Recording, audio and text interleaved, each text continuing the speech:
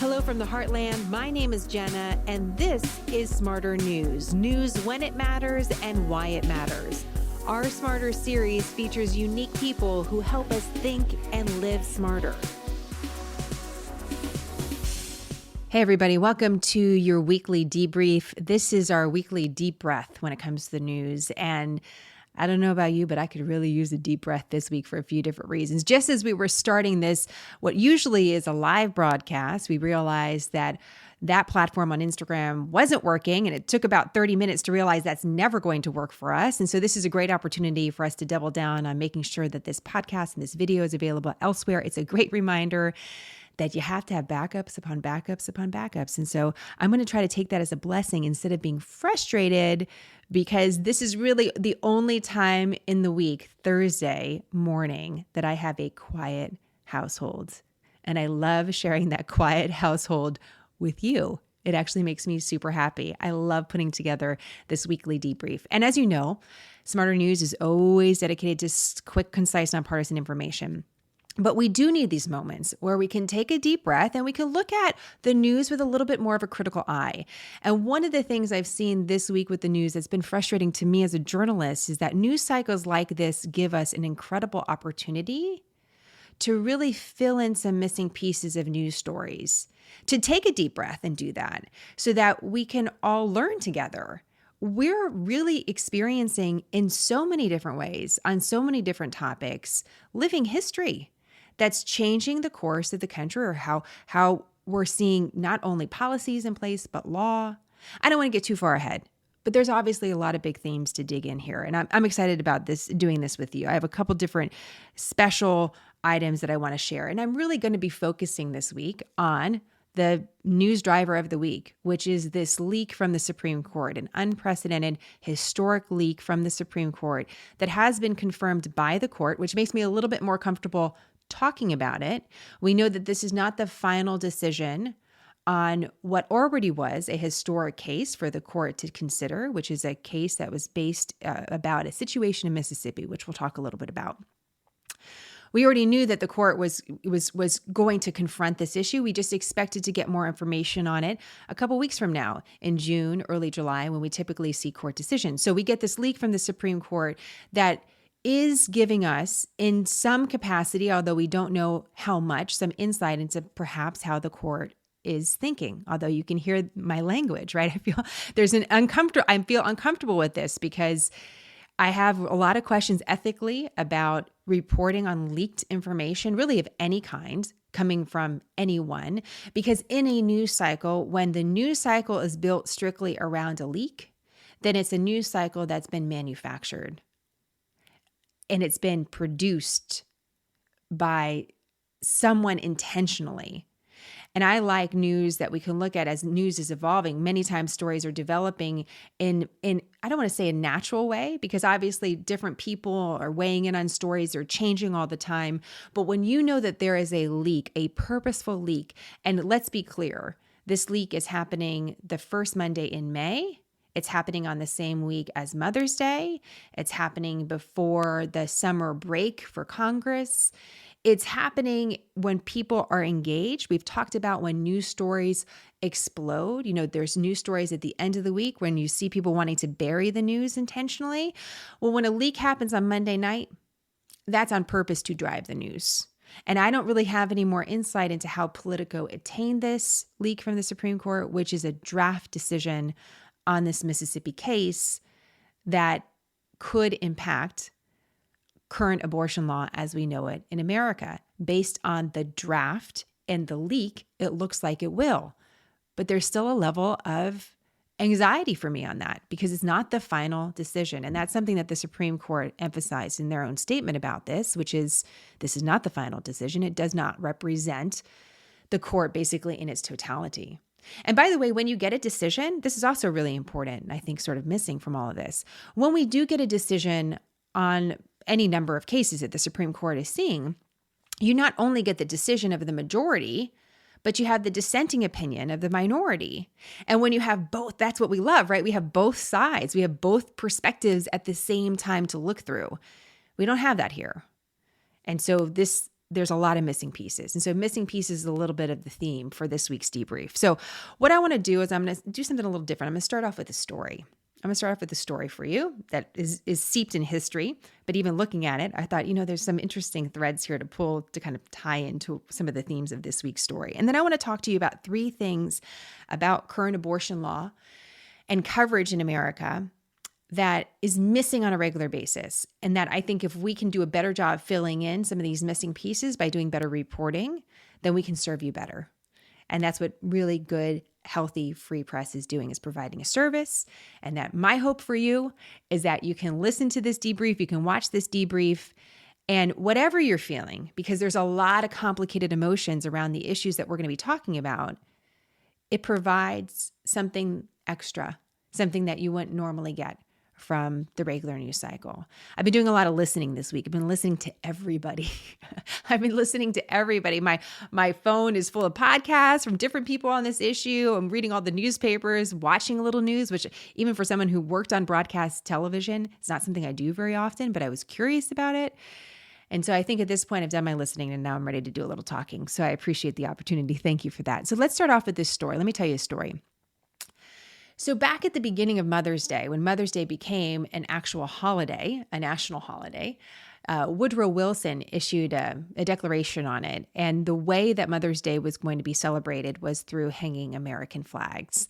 So as you see a lot of advertisements for Mother's Day going into this weekend, I want you to remember that there was at the beginning a tradition that this is not just a holiday about celebrating mothers, but patriotism and the American mother.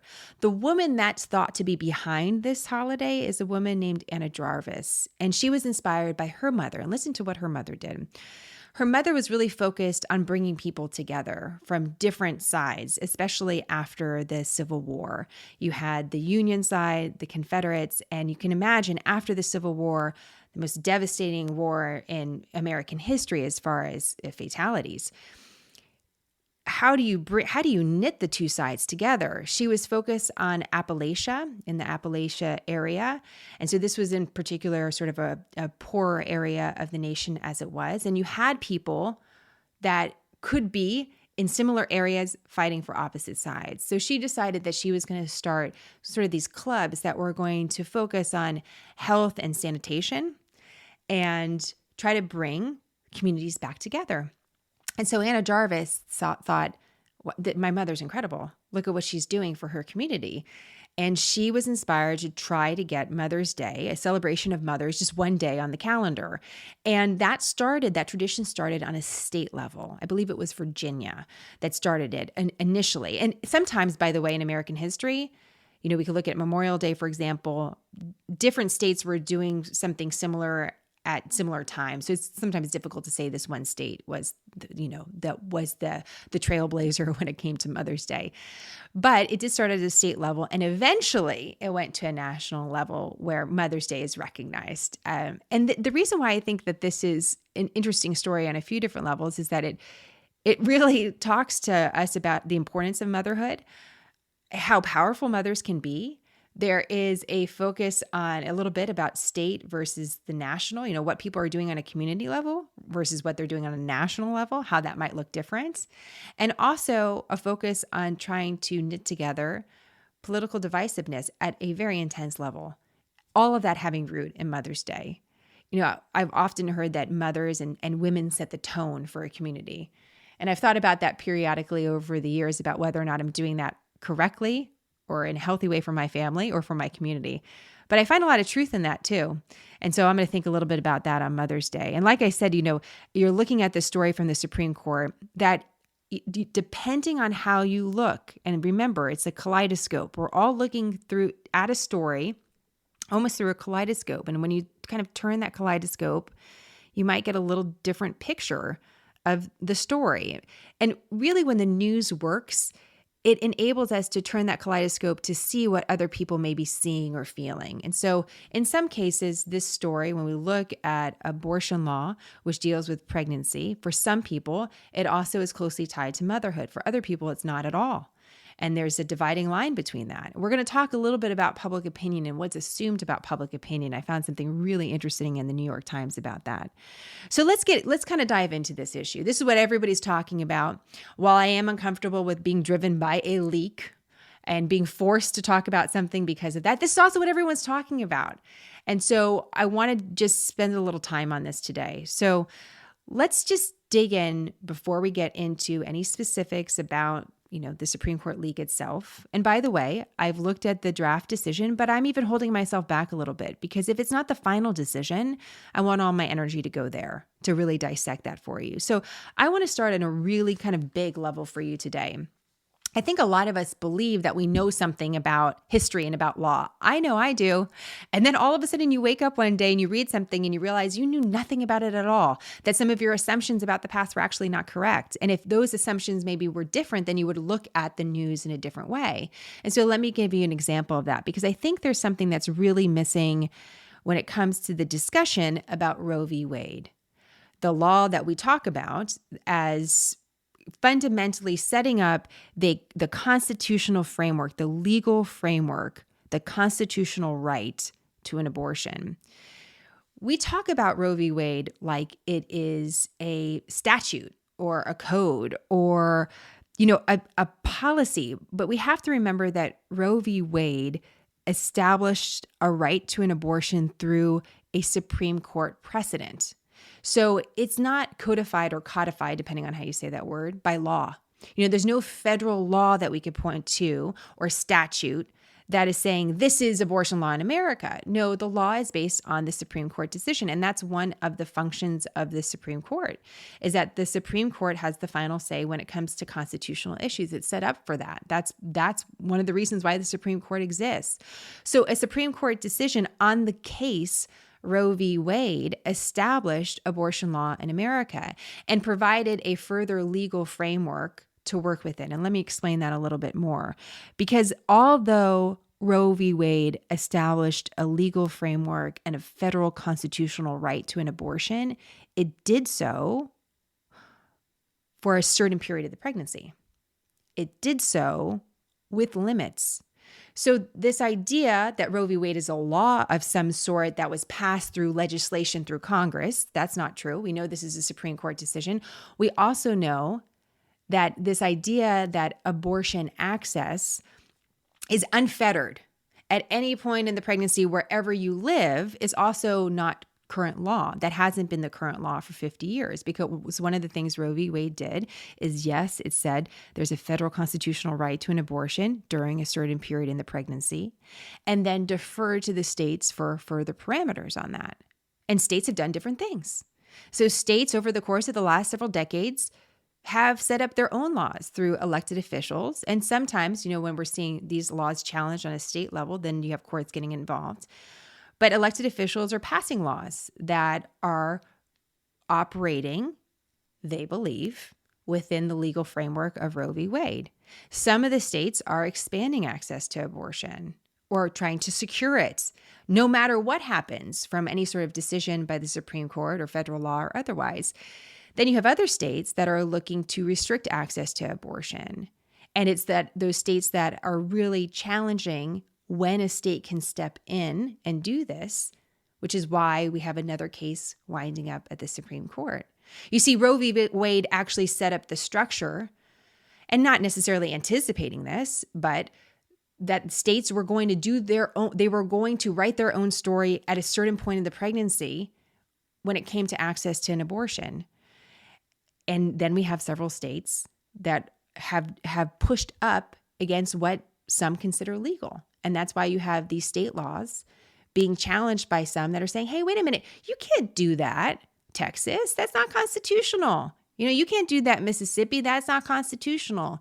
And then you have the other side say, okay, well, try to stop me. Let's go to court. And this is why we wind up in the Supreme Court with this issue again. It's not very, typical. When we see a Supreme Court, I shouldn't say it's not typical. The Supreme Court constantly is evaluating whether some existing law is constitutional or how the Constitution applies to current situations. This is the exercise of the Supreme Court to figure that out. But how often does the Supreme Court grant a constitutional right and then retract it? How often does that happen? Because there was the constitutional right to an abortion, still is, by the way, depending on this decision. There was a constitutional right to an abortion for all American citizens based on Roe v. Wade. How often would you be granted a right, a constitutional right, affirm that right, and then taken away and deferred back to the states? How often does that happen? Not very often. And this is one of the reasons why what we're watching in this particular case, based on a case in Mississippi, is important, because oftentimes, according to tradition in the Supreme Court, the justices will defer to past precedent. So they'll say, this is our interpretation of the Constitution, how it applies to this case today, but we're also considering the past precedent of justices that came before us. And so if the decision by the Supreme Court somehow overruled Roe v. Wade, which is what this leak would indicate, although it's not final, then that would not only be a new way of looking at constitutional right, but it would also be overruling past precedent. And that's why you're hearing some say, well, if this goes, then anything else can go. And that is an argument that you may hear. You're going to also hear another argument that's a slippery slope, that you can't just say because Roe v. Wade, there would be a different interpretation of it, and that abortion rights and access would go back to the states. That would mean the same for other really emotional political topics. You could pick any number of them and say, oh, well, the Supreme Court's going to overrule all of that. I think that's the other part of this news coverage that we have to be very clear about. Again, a lot of different opinions about where the federal government, the role of the federal government, and the role of your state and your community. We've talked a lot about this because all of those things are somehow in tension to each other. There's a tension between those. And that's why we live in the United States of America, where there's not a monarchy or royalty making one overarching rule that's staying into effect for hundreds of years.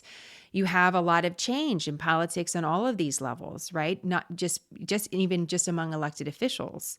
And then you have this question of, where does your personal liberty fit into that? How does your personal liberty fit into what your community says, what your state says, what the federal government says? And in some cases, and if we go back to the beginning of America, the founding, we have to remember that really up until the Civil War, the concept of the states being the leaders and the federal government being weak, by the way, weak and with very little money, the states were really these powerful pillars. The changing role of the federal government is an interesting story, because a lot of American citizens now turn to the federal government for direction, where in other past decades, you may turn to your state for direction, and your identity would be more, I'm a Californian and I'm an American, where based on kind of how I see the news playing out, the way that I think we think about our framework now, we have a really big federal government, and that's not always the case in America. And so that's a question about where is the role of the federal government. So this idea of Roe v. Wade being overruled instantly insinuates that there would be no access to abortion in America in some circles, right? It's going to start a domino effect that's going to lead to that. What this would do is defer back to the states.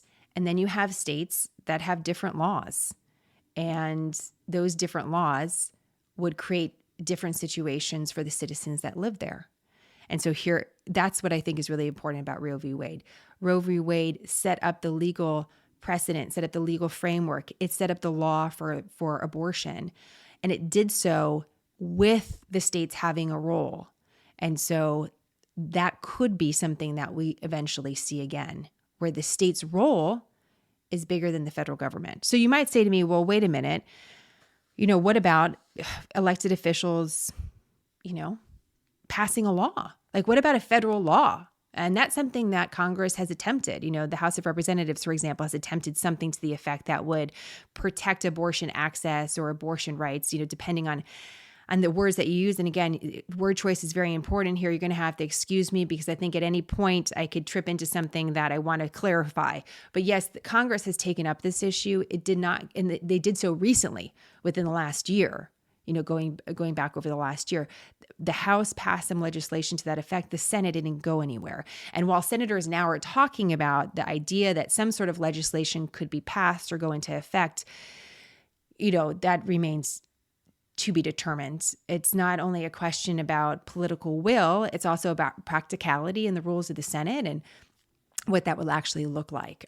So that's something to watch. But even if a law is passed, so for example, the healthcare law was passed by a Democrat majority, right? The healthcare law during President Obama's administration was passed, but you saw what happened. Just because legislators, the elected officials, pass a law into legislation, that doesn't mean it won't go to the Supreme Court. And the Supreme Court would then have to decide again whether or not it was within the power of the federal government to set up such a law.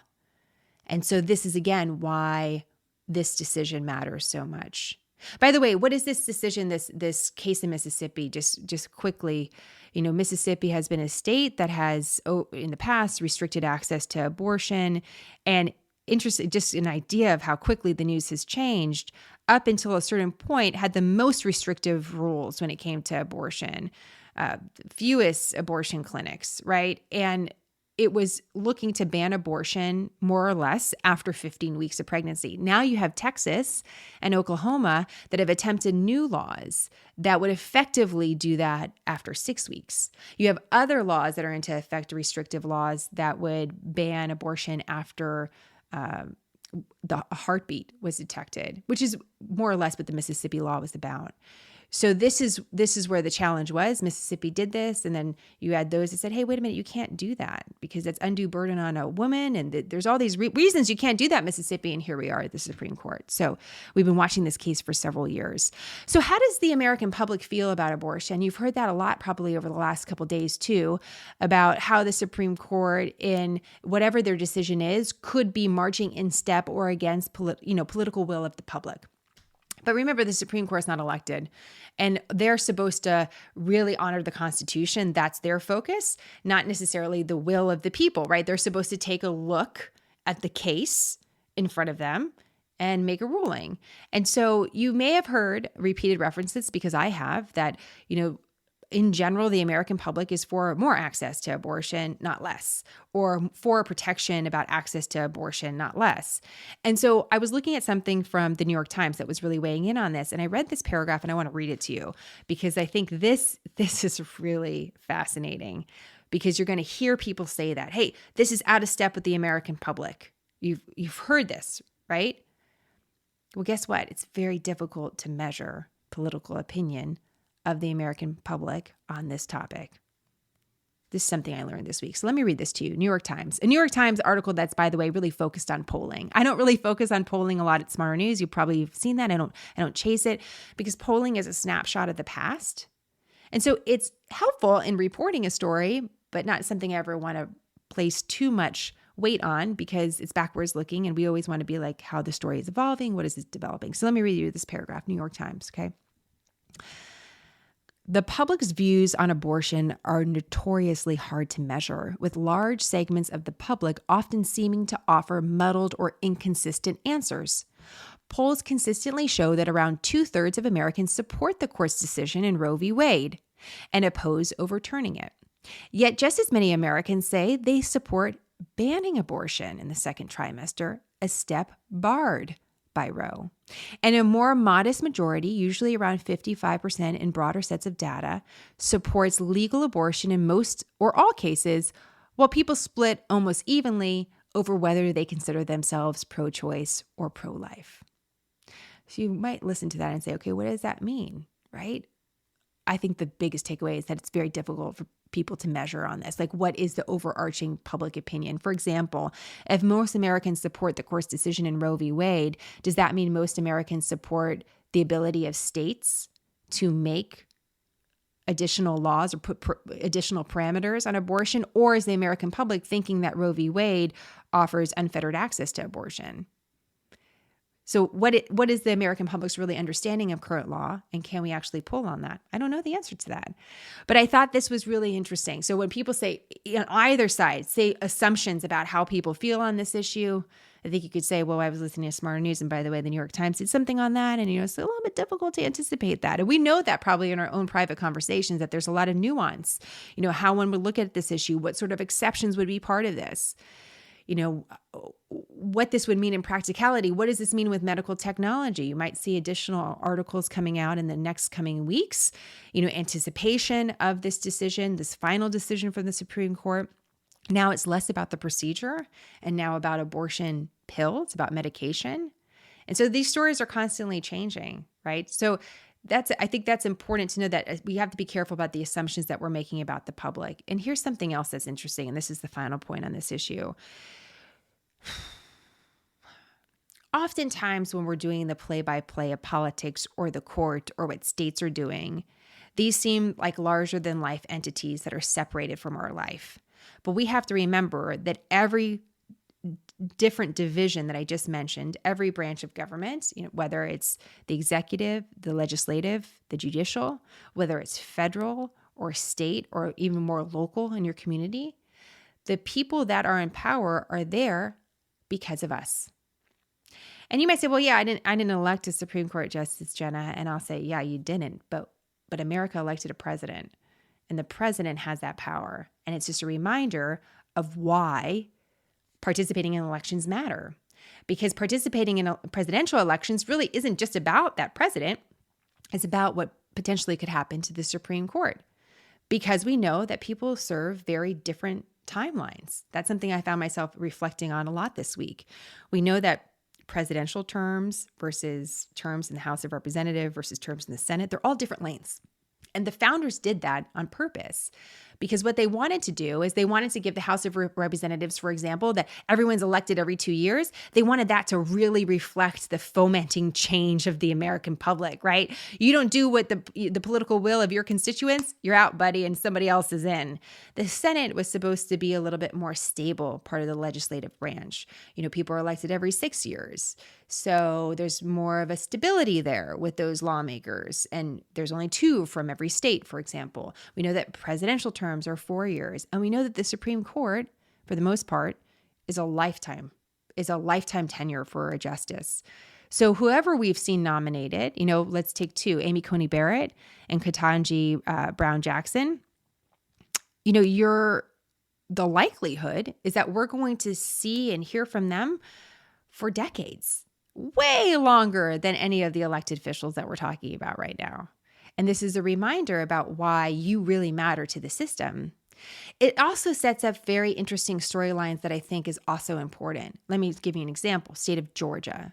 The state of Georgia also, and forgive me, I don't know exactly what stage they are with abortion law there. They're one of the states that has moved or will move or is attempting to restrict abortion access, more similar to states that are around them. And so you look at a state of Georgia, and we know that the state of Georgia was very important in electing President Joe Biden to the presidency. Georgia broke blue. And so that was really important in the presidential election. You have 2 senators from Georgia that are Democrat. But the state government is majority Republican. And these are the people that Georgians have elected. So what Georgia looks like as far as politics on a federal level looks different than it looks at a state level. And our system creates that opportunity. It's not without consequences. So depending on how you vote in Georgia and how you feel on this issue, you could be feeling a lot of different emotions today. And that's sort of the brilliance of the American system, to be flexible and to change with the political will of the public. But when I'm watching the press report this story, when I'm watching journalism in general, one of the pieces that's very missing, again, going back to the missing pieces in all of this, is we do not remind you how powerful you are on a regular basis. You're very powerful. You're very powerful as an individual. Your vote has consequences that can last decades, hundreds of years, because of you, because of your vote and how you're voting. Your dollar, how you're spending it, has global impact. And it's really important, especially during this time where we're examining, well, what does liberty look like? What does freedom really look like? Who grants me my freedom? Or do I? Do I get to forge my own path to freedom? All of these things have come up over the last couple of years. I'm thinking, for example, on pandemic policy in particular with that. What does it look like to be free? What do I have to wear to be free? Even something like a mask has challenged us on that. And so now we're seeing it on an issue that really hits people just deeply in their heart, which is the issue of abortion. And we're asking those same questions. What does personal liberty really look like? Who grants me that liberty or doesn't grant me that liberty? Who's the most important voice on that issue? Do I need the federal government to weigh in on that? Or do I need my state? And for someone in, let's say, the state of Texas that doesn't like the current abortion law, is that enough for them to move to a different state? Because in America, you can do that. You can change where you live based on that. Could we see that? Could we see, is this a big enough issue to really create change like that? And we'll see, we'll see. Conjecture is when you're reaching a conclusion based on incomplete information. And so I want to be very careful with conjecture because there's been a lot of it. And I think you've had enough of it for this week. So I'm not going to further kind of hypothesize what happens if Roe v. Wade is struck down by the Supreme Court decision. Let's wait and see. Let's see what actually the justices say. And then let's equally pay enough attention to what any dissenting opinion would be, because that will also enrich the conversation that we can have on this topic. And we want a more complete story. We want to report a nuanced, interesting, complete story on this. We owe it to each other to do that. I'm looking forward to your questions and comments, because the more that we can serve you, as questions come up, I don't want you to be afraid to ask questions. Please ask us questions. It helps us with our reporting and making sure that we're really focused on the things that matter for you. And if you're curious about something, I'm probably curious about it too. And I love curiosity. I think curiosity is the ultimate expression of freedom, because it's our freedom of thinking creatively and differently and asking questions and wondering. That's a real exercise of liberty. So thank you for being here. Curiosity over commentary is our mantra. And we're going to have more quick, concise, nonpartisan information, of course, on smarternews.com. Have a great week, and I'll see you soon. Quick, concise, nonpartisan, Smarter News, a refuge from the storm. I'm Jenna. Thank you for choosing smarter.